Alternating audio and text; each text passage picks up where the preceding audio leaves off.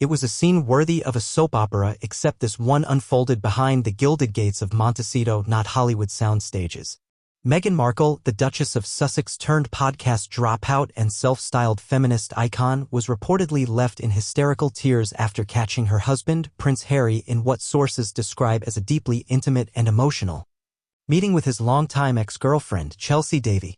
What followed, insiders say, was a catastrophic marital blowout that rattled the foundations of their already crumbling fairy tale. And make no mistake, this isn't gossip, it's the latest chapter in a saga of self-inflicted implosions, ego clashes, and desperate PR damage control that defines the Sussex household. According to several close sources within the couple's shrinking Montecito circle, the confrontation was not only emotional, it was explosive.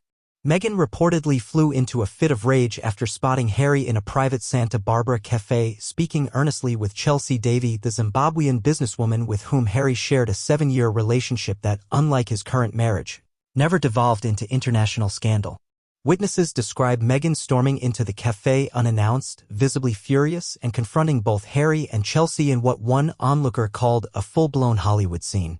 Within hours, neighbors claimed they could hear shouting echoing from the couple's $14.7 million mansion, a place that, despite its luxury, has become more war zone than sanctuary.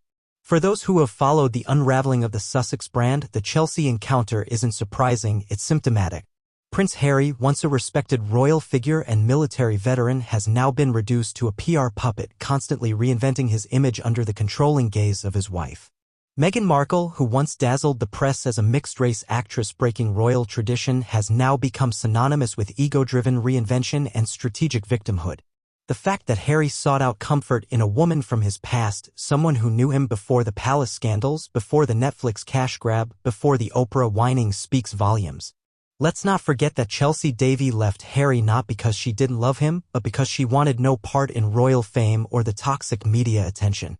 Ironically, Meghan craved exactly that, then proceeded to demonize the British press and royal family for giving it to her. Chelsy, unlike Meghan, never tried to leverage Harry's name into podcast deals, Spotify flops, or empty woke docuseries. She represents the life Harry once had, rooted in authenticity, privacy, and genuine affection, not the glossy, orchestrated compassion crusade that's now in ruins. Sources close to the couple allege that Meghan felt deeply betrayed by Harry's decision to reconnect with Chelsy, even if under innocent pretenses. But for many, Meghan's meltdown is less about love and more about losing control. And her commercial empire, around the narrative of being Harry's savior, his guiding light out of the toxicity of royal life. The idea that Harry would even consider seeking emotional solace from someone else, especially a woman like Chelsy, who represents everything Meghan isn't, is a direct threat to her curated storyline. That's not heartbreak. It's a branding crisis. Let's be brutally honest. Meghan Markle's grip on the Sussex narrative has been slipping for some time. After the Spotify debacle, where even executives mocked the couple as grifters, and the death rattle of her podcast archetypes, her attempts to position herself as a media mogul have backfired spectacularly. Her Hollywood comeback, much hyped and overfunded, has fizzled into awkward red carpet appearances and underwhelming production deals. She's gone from being Time magazine's cover girl to being a punchline on late-night television. When Jon Stewart, of all people, starts roasting you for your performative wokeness and vacuous victimhood, it's time to admit the tide has turned. And Harry?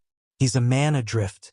His memoir Spare was supposed to reframe him as a vulnerable truth-teller, a victim of royal cruelty. Instead, it painted him as a petulant, entitled man-child fixated on grudges and ghost-written grievances. His public image is now less prince-turned-activist and more lost boy clinging to a Hollywood dream. And yet, in Chelsy Davy, we saw a glimpse of the man he used to be, grounded, likable, and relatable. That's the real tragedy.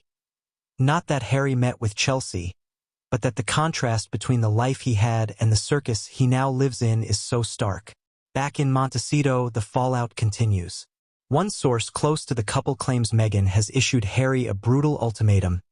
Choose your past or your present.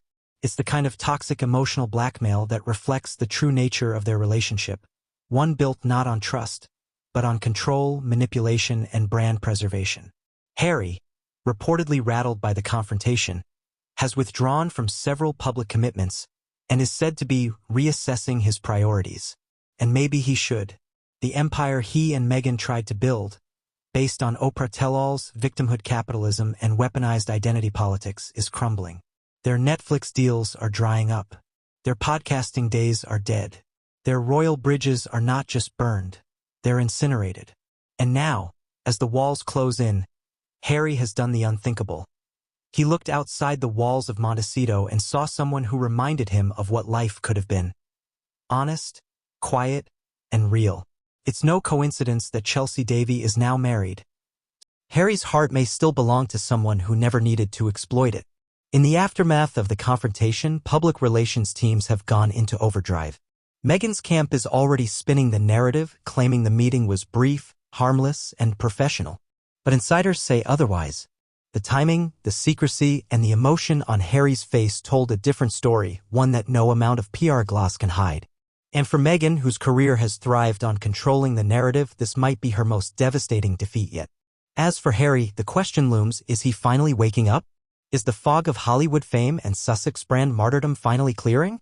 His quiet reconnection with Chelsy Davy, however brief, may have been a moment of clarity, a painful but necessary glimpse into the life he sacrificed for a fantasy that is now crashing down around him. This latest catastrophe in Montecito isn't just a tabloid-worthy drama. It's a referendum on a marriage that was always more performance than partnership, more branding than bond. And as Meghan picks up the pieces of her shattered composure, the world is left wondering, if Harry's heart was never fully in it, how much longer can they keep up the show? In the end, perhaps the biggest humiliation isn't that Meghan caught Harry with his ex, it's that, even now, the world seems to wish he'd stayed with her. Harry's heart may still belong to someone who never needed to exploit it. In the aftermath of the confrontation, public relations teams have gone into overdrive. Meghan's camp is already spinning the narrative, claiming the meeting was brief, harmless, and professional. But insiders say otherwise. The timing, the secrecy, and the emotion on Harry's face told a different story, one that no amount of PR gloss can hide. And for Meghan, whose career has thrived on controlling the narrative, this might be her most devastating defeat yet. As for Harry, the question looms, is he finally waking up? Is the fog of Hollywood fame and Sussex brand martyrdom finally clearing? His quiet reconnection with Chelsy Davy, however brief, may have been a moment of clarity, a painful but necessary glimpse into the life he sacrificed for a fantasy that is now crashing down around him. This latest catastrophe in Montecito isn't just a tabloid-worthy drama. It's a referendum on a marriage that was always more performance than partnership, more branding than bond. And as